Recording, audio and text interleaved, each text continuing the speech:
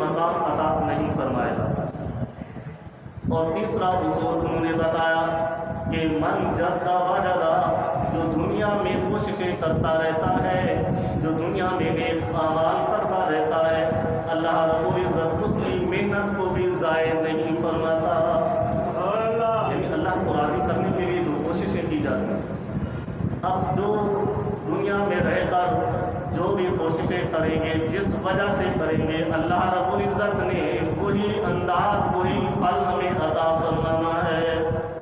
اگر ہم دنیا میں رہ کر دنیا کی کوششیں کرتے ہیں تو اللہ ہمیں دنیا عطا فرماتا ہے، اگر ہم دنیا میں رہ کر آخرت کی کوششیں کریں تو اللہ کل قیامت والے دن ہماری آخرت کا انجام جو ہوگا وہ اچھا فرما دے گا۔ ایک بزرگ نے ایک واقعہ لکھا، یہ فرماتے ہیں کہ ایک شخص ہمارے علاقے میں رہتا تھا اور وہ بہت مشہور گناہوں سے تھا کہ اس کا جب نام لیا جاتا تھا تو کہا جاتا تھا یہ بڑا گناہ گار آدمی۔ اس کی شہرت جو تھی گناہوں کی وجہ سے تھی۔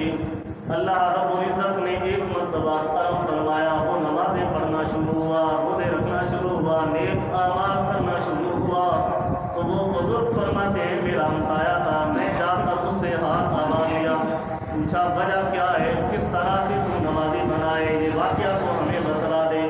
وہ کہتا کہ جب بھی رات ہوتی تھی، تنہائی ہوتی تھی، میں اللہ کی بارگاہ میں یہ التجائیں کیا کرتا تھا، مالک تیرے اور میرے درمیان گناہ ہے، گناہوں کی دیوار ہے، اللہ اس گناہوں کی دیوار کو کب ہٹائے گا اور مجھے وہ اپنا قرب عطا فرمائے گا۔ کہ اللہ رب العزت نے جب یہ دعائیں مانگتا تھا، تنہائی ہوتی تھی دعائیں مانگتا، خلوت میں دعائیں مانگتا، رات کو اٹھ کر اللہ کی بارگاہ میں التجائیں کرتا تھا، اللہ نے میری دعاؤں کو قبول فرمایا، آج مجھے نماز پڑھنے کی بھی توفیق عطا فرمائی ہے۔ سبحان اللہ۔